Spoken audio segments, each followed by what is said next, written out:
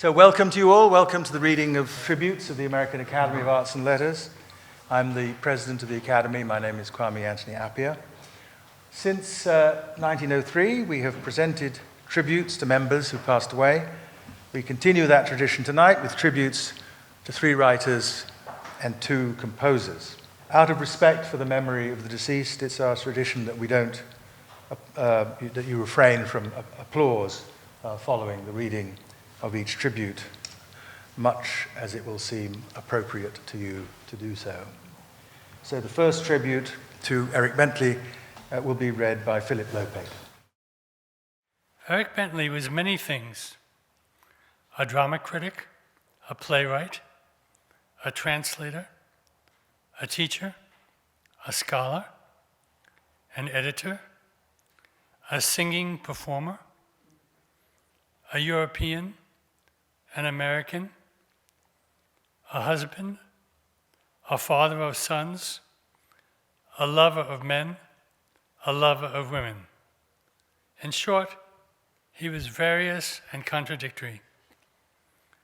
He grew up in England in a middle-class religious Baptist household and came to America on an academic scholarship to Yale in 1939, staying and becoming a U.S. citizen.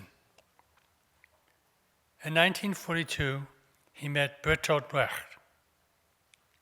He was famously responsible for introducing Brecht to America, both as Brecht's translator and his champion, helping to mount productions of his plays. For a while, he seemed almost to resemble Brecht, the same stern look behind eyeglasses, a similar physical appearance. Listening quietly and diligently to the doctrinaire playwright, he kept his objections to himself while moving further and further away from Brecht's Soviet communism. His priceless memoir of Brecht reveals both the admirable and the appalling sides of that giant. Toward the end of his life, Bentley told me that the only things he could still bear to read of Brecht were his poems. Meanwhile, Bentley began publishing his own seminal books, including The Playwright as Thinker, In Search of Theater, and Bernard Shaw. The collections of plays he edited in his series, The Modern Theater, became the standard text for many of us. As an undergraduate at Columbia, I took several classes with Bentley. His classes were always packed. He was an academic star. There were the professors who wanted to be our buddies and go out drinking with us, and then there were the other kind. Bentley was the other kind. He would give these impeccably organized lectures about the history of drama while staring at the outermost ceiling crack at the back of the room. He wasn't the warmest lecturer. He was rather reserved and austere, but he knew his stuff. And you knew you were getting all the essentials there were to learn about dramatic literature. A more boisterous, extroverted side came out in the songs he recorded, as well as in the plays he wrote. One of the most prominent was the play Are You Now, or Have You Ever Been? The Investigations of Show Business by the Un-American Activities Committee. He remained politically committed in the sense of opposing government bullying and social injustice. He was also unafraid to be combative in the drama criticism, which appeared regularly in the New Republic. When you go back and read those magnificent reviews, it's remarkable to see him taking on the theater of the 40s, 50s, and 60s, Arthur Miller, Tennessee Williams, most of which has come to seem sacrosanct, and bringing to it his skepticism and high standards. The problem with Miller's The Crucible, he says, is that it has no guilt. When he reviews Tea and Sympathy, and he was always very sharp on those works that pandered to liberal complacency, he says the play tells us that we should be tolerant of homosexuals, and also the boy isn't really homosexual because he gets to sleep with Deborah Carr at the end.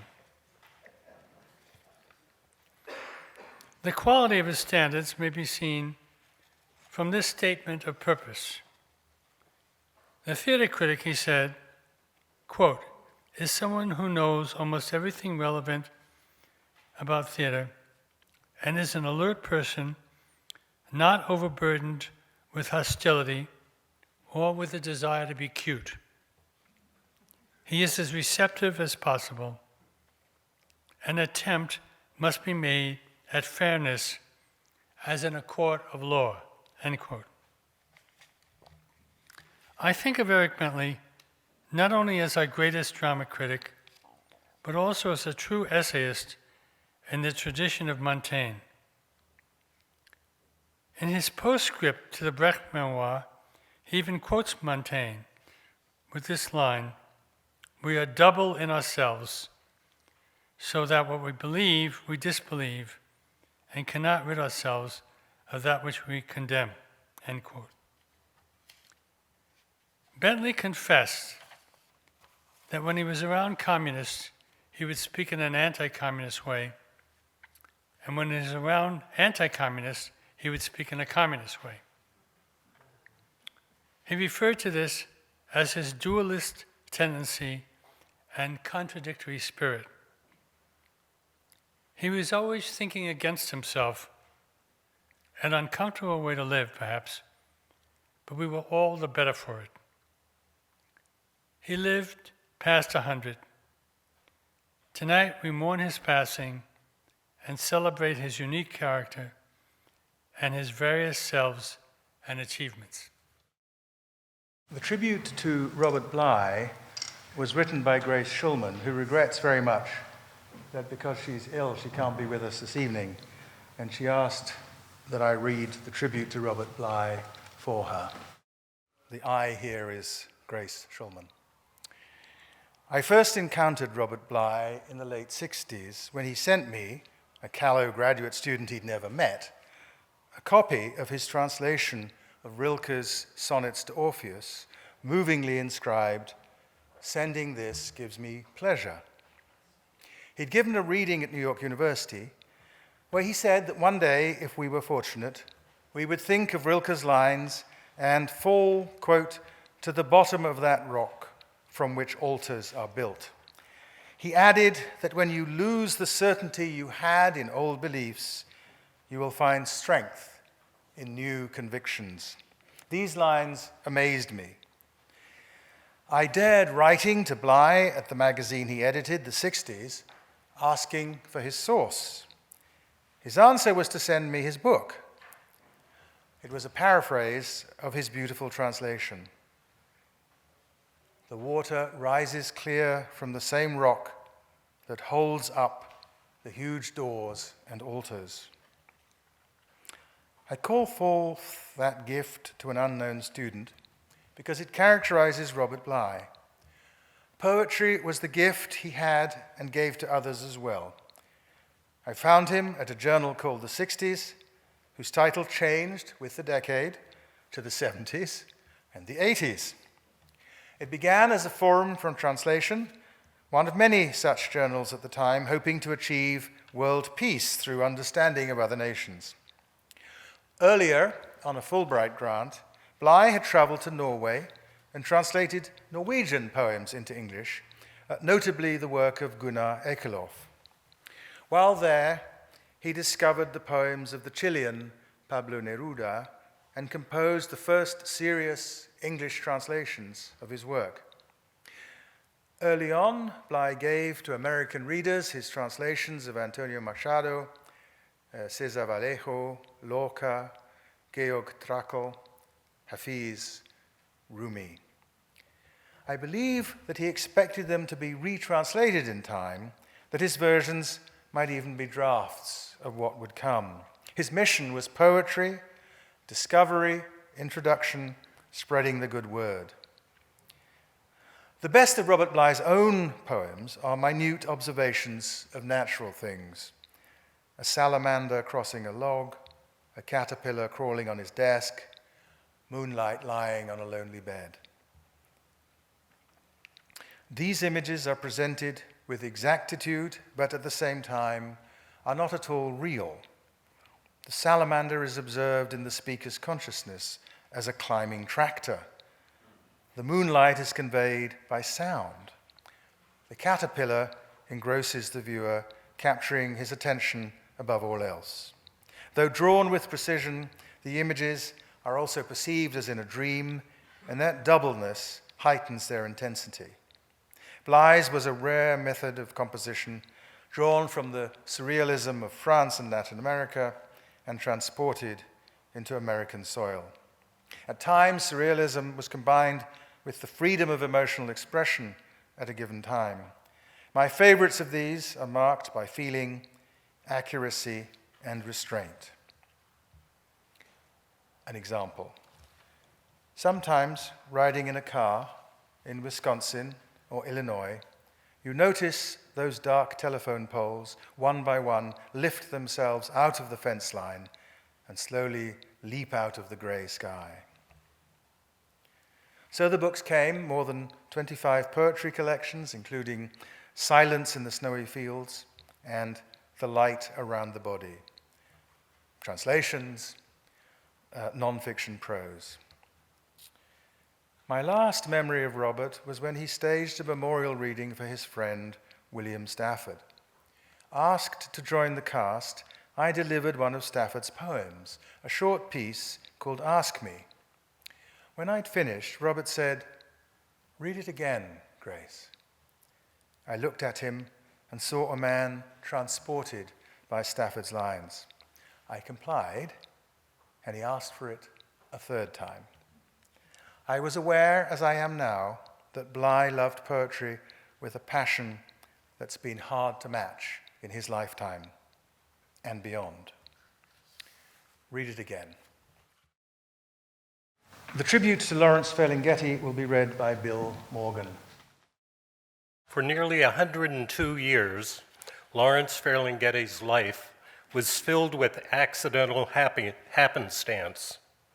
If at any point chance had led him to turn in another direction, we wouldn't be here paying tribute to him today. Of course, everyone's life is governed by chance, but none more so than Lawrence's. If I hadn't written to him from college back in the 1960s with schoolboy questions, he would never have invited me to San Francisco to meet him and interview him in person. We would never have become friends. A very minor if for him, but something that influenced my career and brings me here today. Ferlinghetti had major ifs of his own. If his father hadn't died before Lawrence was born in 1919, and if his mother hadn't been sent to an asylum after giving birth to Lawrence, he might have had a typical childhood. Then he wouldn't have been taken as a baby to France by a well-meaning aunt, wouldn't have returned with her at the age of 6, and wouldn't have been abandoned by her at the age of 9 when she left the employ of a wealthy Bronxville family.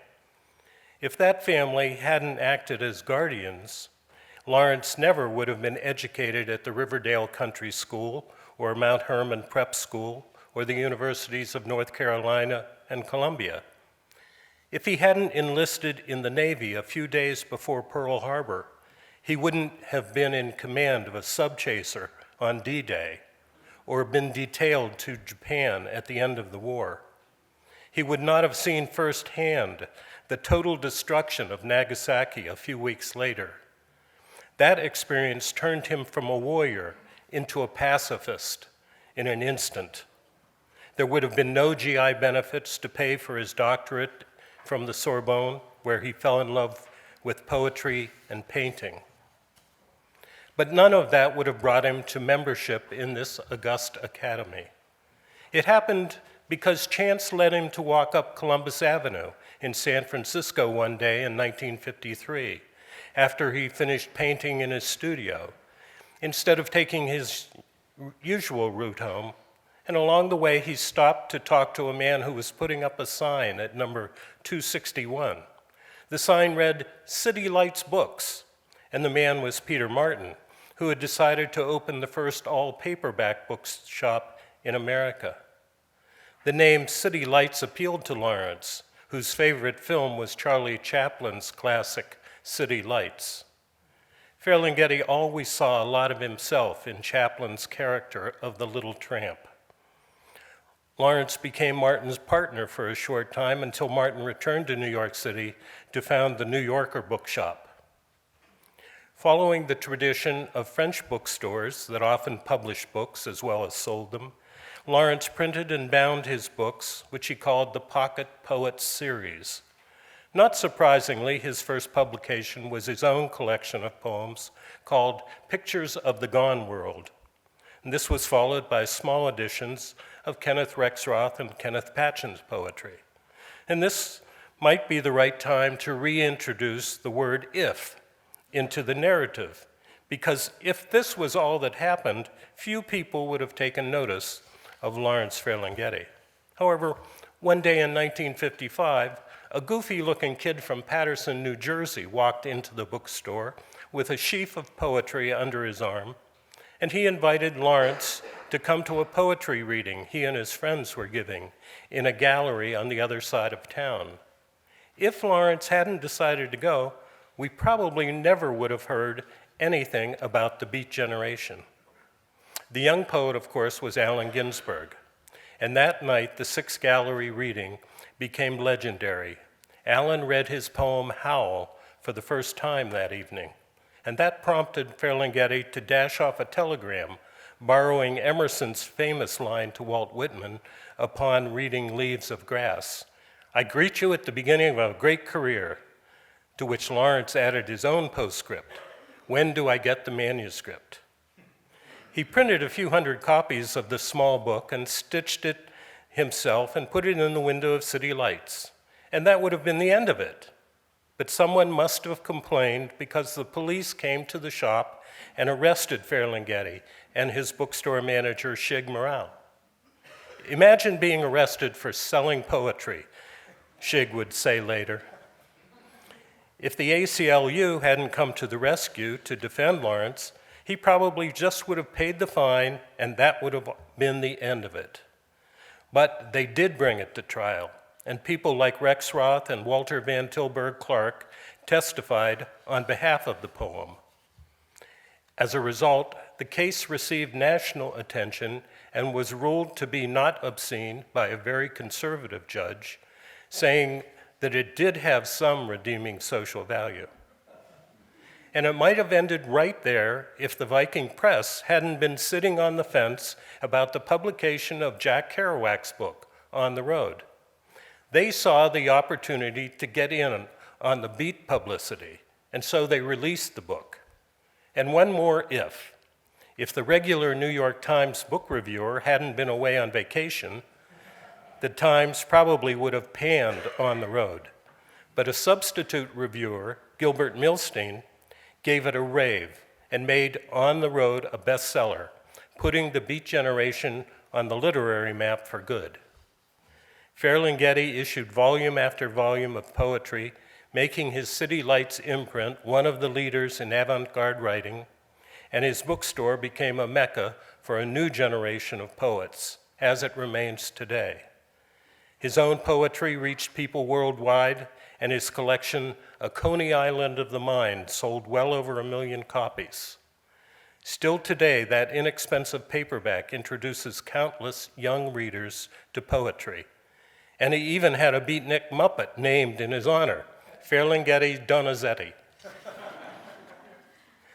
At times, he was painfully shy, yet somehow he had the ability to captivate an audience at his readings.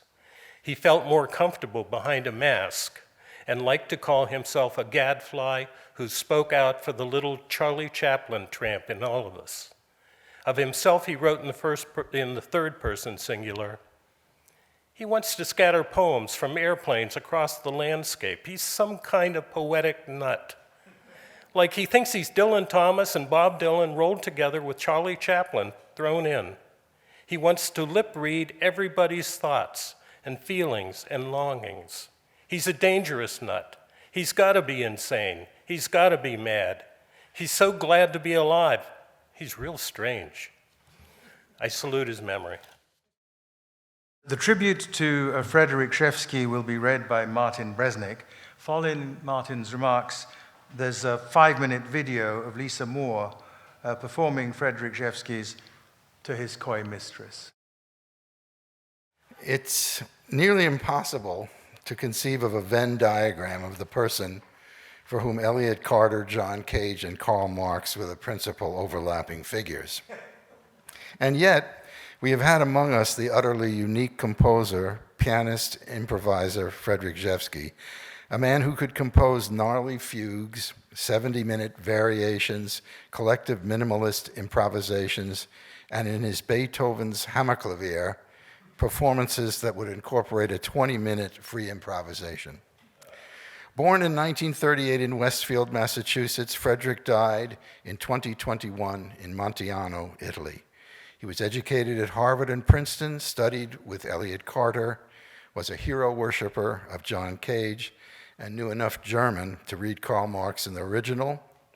He spoke Italian, German, and French with a brutal but highly personal accent, and had enough Latin, Greek, and Russian to read classical literature in those languages. Frederic was, in the words of Oscar Wilde, a born antinomian. That is, he was made for exceptions, not for laws. Frederic himself set those words memorably in his composition for speaking pianist, De Profundis, a work whose text is based upon Wilde's letters to his lover from Reading Jail. This composition, like almost all of Frederic's music, is now part of the necessary repertoire of recent music. These works require a pianist of Lisztian proficiency, as well as a dramatic, fearless sense for political and social relevance.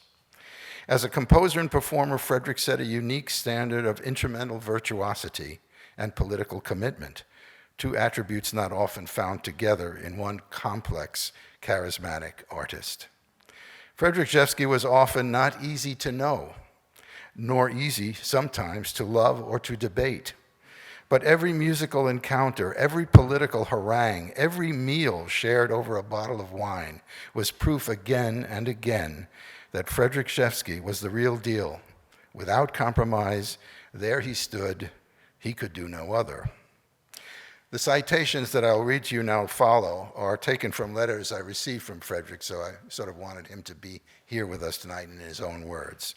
Here is Frederic asking me if I knew how to get the American Academy of Arts and Letters to give some money to a worthy colleague who was down on his luck. He wrote, "I remember in 1973 when I was living in New York and couldn't pay my rent, the Academy sent me $1,000 together with a letter telling me I did not deserve it. Maybe they could do the same for my friend." Here are two statements of his beliefs and then one of his dreams. First, the most revolutionary thing one can do is always to proclaim loudly what is happening. This is what we do, isn't it? At any rate, I have concluded that the most useful thing I can do is practice the piano.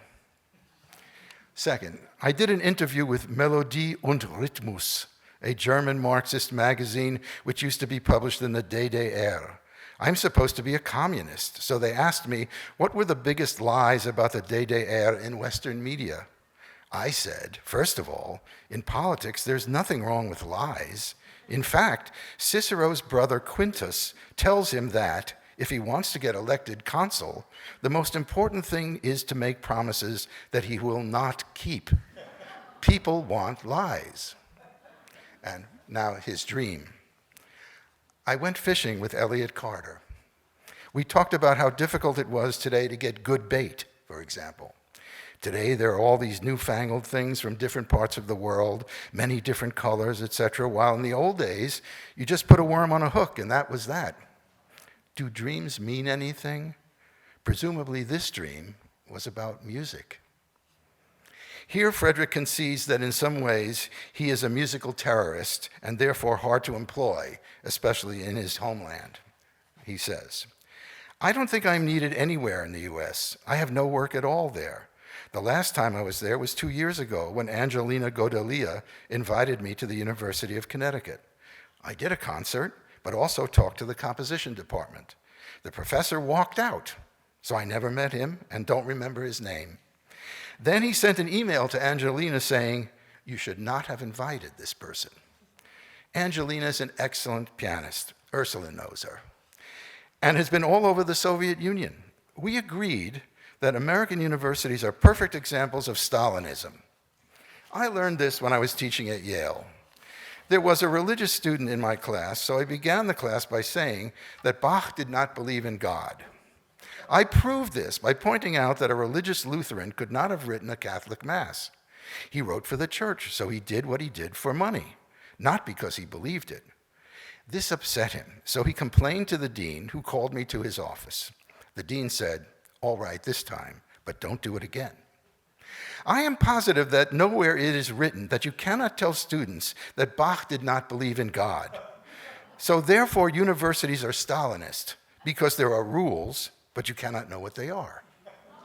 Besides, composition departments do not invite me, only piano departments. I guess Yale is the only place. I thought I was going to get hired by Columbia in the 90s, but they got that French guy instead. I was depressed for about a month, and then I realized the best thing that ever happened to me was not getting a job in an American university. In 2021, I asked Frederic if he would accept a commission for a new piano work as a surprise birthday present for my wife, the pianist Lisa Moore. And Frederic responded, "In any case, I'm your man. Great idea is what I say, and yes, I'll keep it a secret. I already have ideas. How about love as a theme? I have some experience with that, more than politics, for example, although they are not so far apart, thinking now of Che Guevara and his remarks at the risk of seeming ridiculous, etc. As I say, I'm serious also about not flying. Most of my friends don't believe me, except for Yuji Takahashi, who says it is a very good idea. Maybe I can travel by sailboat like Greta. In any case, my dear Martin, I'm looking forward to seeing you and Lisa once again. By the way, John Cage used to call me Jewski, so let's leave it at that. By the way, Frederic Rzewski was not Jewish. Frederic had further thoughts about the composition. If I were sure where I was going, I would agree without hesitation, but I prefer to try a little bit, then take a shit, and then only look carefully, hoping not to make the mistake of Yahweh, who looked at what he had done and decided it was good.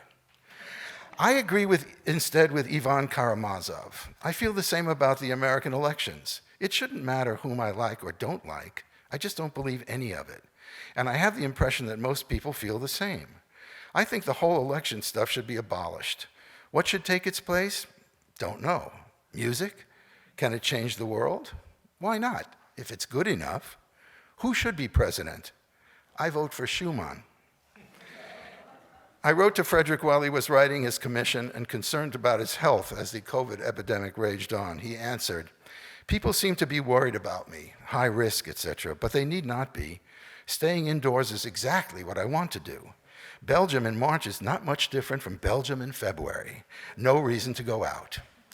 Best place to write music I know."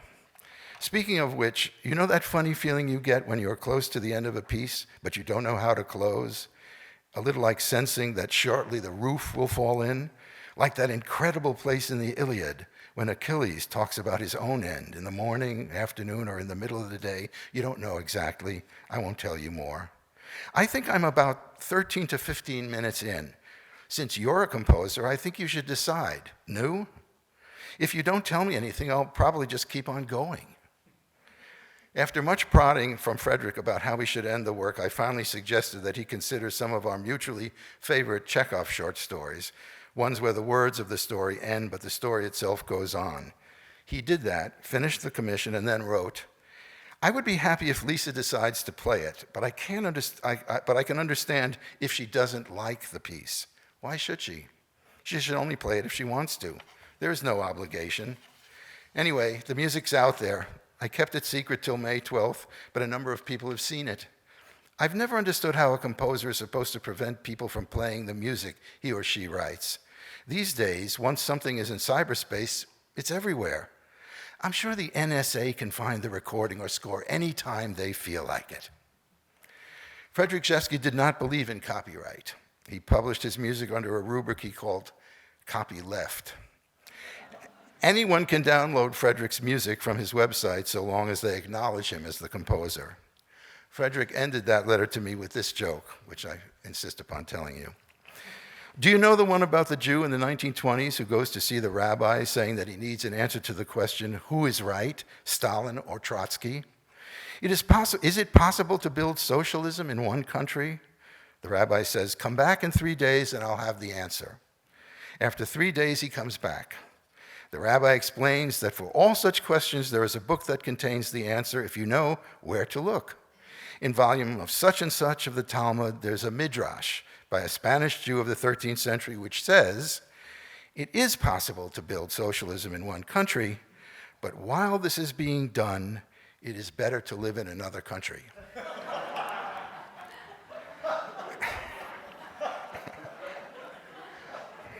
At my invitation, Frederic was a composer in residence at the Yale School of Music for the spring semester of 1984. A rueful date indeed. And I'll conclude with 2 memories of that time. Frederic ended the penultimate meeting of his general seminar by announcing that he had nothing prepared for the class, for the next class, the last one. So he would use that seminar to play his 70-minute Beethoven-esque piano variations on the Chilean revolutionary song, The People United Will Never Be Defeated. The entire school tried to pack into the very small, cramped Horatio Parker Hall. After Frederic's performance, for which it must be added, he did no warm-up at all, he and I went to the local School of Music hangout, then called Naples Pizza, for lunch. After a while, waiting in line to deal with Rose, Frederic's grouchy counterpart behind the counter, I finally gathered my thoughts together enough to say, that was truly amazing, Fred. Frederic regarded me sternly and said, tell me what I did wrong. Praise is cheap. During that same semester in 1984, the entire composition faculty of the Yale School of Music refused to cross a picket line in solidarity with Local 34, a union at Yale comprised of mostly African-American clerical and technical workers. A benefit concert was organized at an off-campus hall to raise money for the strikers. As there was a piano there, I persuaded Frederic to perform one of his own compositions at the concert. He asked me what I thought he should play. The Winsboro Cotton Mill Blues, one of Frederic's 4 North American ballads, seemed the obvious choice. I considered the audience might enjoy hearing the original protest song before Frederic played, and so I asked him to sing it. Big mistake. Frederic's rendition of the tune was the stiffest, most awkward blues I have ever heard. I was frozen with anxiety as to what might happen next. But when Frederic began to play, the hall fell raptly silent, and when it was over, the applause was spontaneous, enthusiastic, and boisterous, and went on for a very long time. Had we but world enough and time, this coyness, lady, were no crime. We would sit down and think which way to walk and pass our long love's day.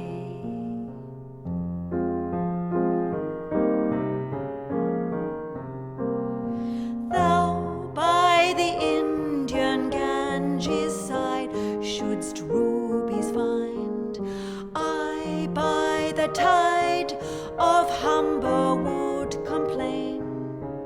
I would love you 10 years before the flood.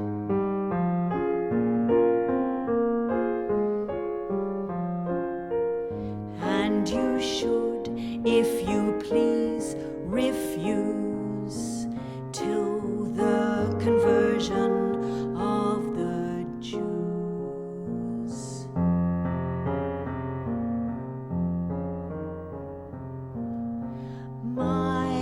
vegetable love should grow, vaster than empires and more slow, 100 years should go to praise thine eyes and on thy forehead gaze.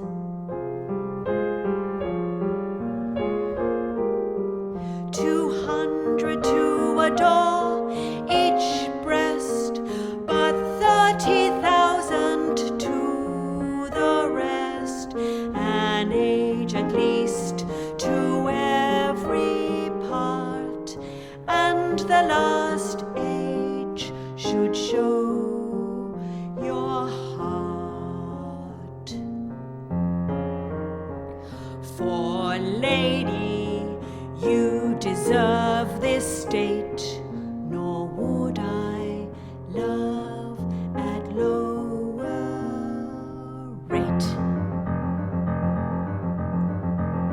But at my back I always hear time's winged chariot hurrying near, and yonder all before us lie deserts of vast eternity.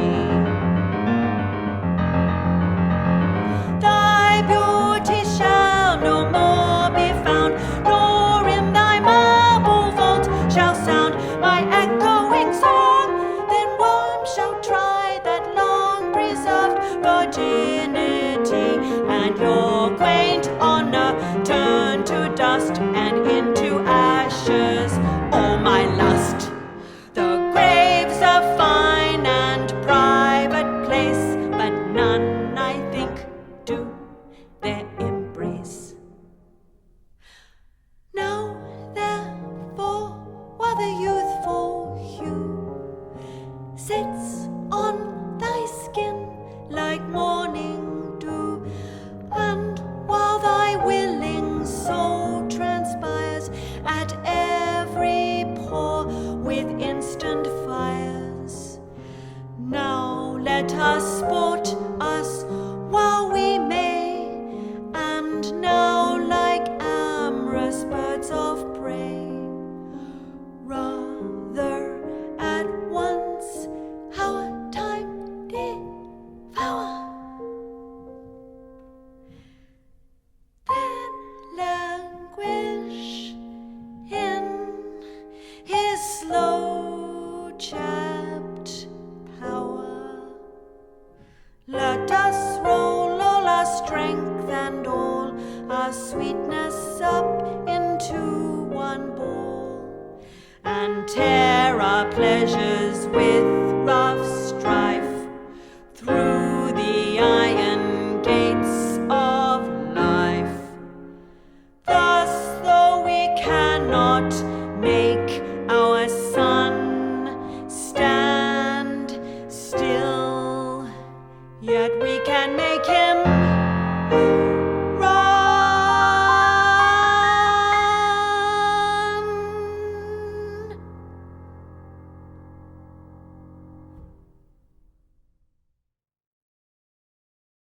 The tribute to Stephen Sondheim will be read by Richard Maltby. I want to depart just a little bit from the schedule because something happened today that puts this all in perspective. This afternoon at 2 o'clock in the afternoon, there was a memorial service at the Music Box Theater for Sheldon Harnick, who is the other great titan of lyric writing. That these two events should happen on the same day, this and that, is excruciatingly moving to me, and not the least of which, because chronologically I'm next. It's sort of a terrifying thought, but it does shoot everything into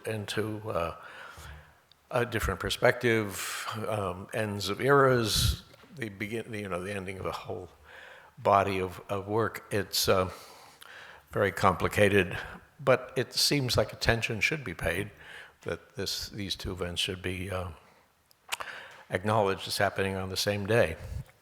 So, I am honored and horrified by the prospect of having to say something even mildly significant about the most documented musical theater writer of our time.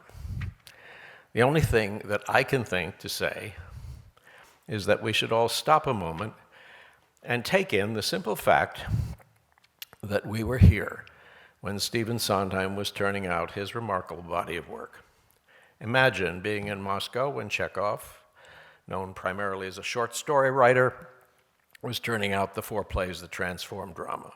Or imagine being in the French court when Molière was turning out his monumental satires just to give the French court a few laughs. Or indeed Elizabethan England, when a journeyman actor-writer, who happened also to be a poet, was turning out several plays a year just to fill a theater. That's what we've been privileged to experience as Stephen Sondheim turned out 19 extraordinary works, each one different from all the others, each with a unique writing style invented for that show. We were there. We watched him grow and develop. We experienced the shock of discovery right there in a theater. We were thrilled, we were startled, dismayed, confused, sometimes all of them at the same time, until we realized what he was doing. We here now, we were the first to see a body of work that now can be taken as a unit, an oeuvre that will probably never be matched, a body of work that will be produced, parsed, talked about, and dealt with probably for centuries. When my composer partner, David Shire, and I came to New York, we got to know Steve because he came to an off-Broadway show that we wrote, and he liked it. Several days later, he returned and brought Jerry Robbins, and days after that, he brought Leonard Bernstein and Hal Prince. That was so like Steve. He just wanted to welcome new blood. And this was in the 1960s, the decade between Gypsy and Company. Steve was miserable because no one would take him seriously as a composer. They loved him as a lyricist. Nobody cared about his music. His music wasn't tuneful, they said. Never forget that when A Funny Thing Happened on the Way to the Forum opened in 1962, the reviews didn't even mention that there was a score. Caviar for the generals, Steve used to say about his work. Too esoteric for the ordinary Joe. He might have tried to double down to become popular, to dumb down to become popular, but he didn't. Well, the truth to tell, he couldn't. He was physically incapable of it. Instead, he doubled down on his intelligence, his instincts, and his complexity. And look what happened. Over the years, from 1970 on, he educated an entire theater-going audience to listen differently to a musical. Instead of comforting sentimentality, he gave them what they secretly knew was true, that life was subtlety, contradiction, irony, buried rage, pain-filled joy, all dealt with as intelligent people do in this world, with wit, the one protection we all have against the unbearable pain of being alive. He understood that truth was entertaining. Rodgers and Hammerstein musicals were glorious fairy tales, perfect for post-war America. Steve's were psychological novels with profundity masked by music, perfect for post-Vietnam America when we lost our fantasy of American virtue. Even in his music, he ultimately won. Over time and repeated hearing, people got used to the adventurous tunes and unexpectedly structured songs. Nowadays, Sondheim melodies are earworms like other show tunes. People find them tuneful, just as they do Cole Porter and Richard Rodgers. So, can I add anything to the vast amount of Sondheimiana that is out there? Probably not. But I did have one thought coming out of Here We Are, his new posthumous musical that is running right now. I can't imagine, by the way, it's a surreal musical, just what the public wants. I can't imagine that no one has ever had this thought before, but for what it's worth, here it is. In the show's second act, the characters are trapped in a single room in a house, while outside some kind of apocalypse is taking place. At the end of the show, they are released from the room, and they don't know what to do, so they go back to their lives. That seemed familiar. I thought, in how many other of the pure Sondheim shows, the ones from Company on, do the characters at the end stand there not knowing what to do? I was surprised to realize that the answer is almost all of them. In Company, the main character decides he's capable of marrying, but there's no candidate there, female or male. In Follies, the four main characters famously remain married and go back to their lives. In Into the Woods, the survivors don't know what to do, so they huddle together and go on. In Sweeney Todd, well, no one goes on because they're all dead. In Pacific Overtures, we abandon the characters we've been following all evening and leap to modern Japan. In Merrily We Roll Along, Sondheim's Runt of the Litter that has finally been revealed as a masterpiece in a breathtaking revival that's right now the biggest hit in New York. In Merrily, the show starts with the main character not knowing how to go forward, and the show goes back in time and in reverse tells the story of how he got there. Only in A Little Night Music, among all of his shows, do all the plots resolve themselves, the mismatched couples get sorted out, and the stories are all neatly tied up in happy endings. Significantly, A Little Night Music is the only show of Steve's that recouped its investment. Give him a happy ending. In Sunday in the Park, the focal character George, an artist and descendant of George Seurat, at the end doesn't know how to go forward, like all the others. But in this show, Stephen Sondheim comes as close as he ever does to answering the question that his endings pose. And it isn't much. What do you do at the end of a story that doesn't resolve? Do you stand still confused? No, Steve says. Move on. Stop worrying where you're going, move on. If you can tell where you're going, you've gone. Just keep moving on. Notably, he gives this thought, the most thrilling music imaginable, so that only Sondheim, just as only Sondheim can do, he makes the absence of a resolution a triumphant conclusion. So what is the point of this profound observation of mine? Well, it is no surprise that Sondheim would hate happy endings. But it seems Sondheim hated all endings. And why not? Lives don't have endings. Endings are a lie, and Stephen Sondheim was incapable of lying. It is consistent with every other impulse Steve had as a writer and a composer that he couldn't tolerate neat endings. So that's it. That is my contribution to all the biographies and critical assessments of Stephen Sondheim. Which leaves only one other thought, and there really isn't time to go into it, which is simply that Stephen Sondheim was, although known as a composer and a lyricist, he was at bottom a playwright. That is only now becoming recognized. Remove the song Finishing the Hat from Sunday in the Park with George, and we know nothing about that character. Add the song, as they did 2 weeks into the run in New York, we know everything about him. The wonder of plays is they help us deal with the eternal mystery of humankind, who we are and who are all those other people on earth with us. That is why plays are so essential to civilized societies. All of the greatest playwrights understood the complexities and contradictions that define people and make them do what they do. That is why their plays live on, and that is why Stephen Sondheim is not tied to one time. He will live on in the pantheon of great playwrights forever.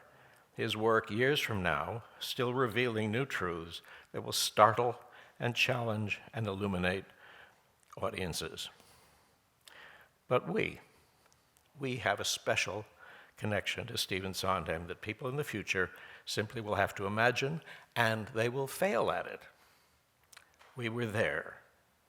We know what it was like to experience his work when no one knew what it was. We watched Sondheim find his unique voice, and then in show after show go farther and reveal more. Anything you do, let it come from you, then it will be new. Give us more to see, he wrote in Sunday in the Park. A mantra for artists of any kind, anywhere.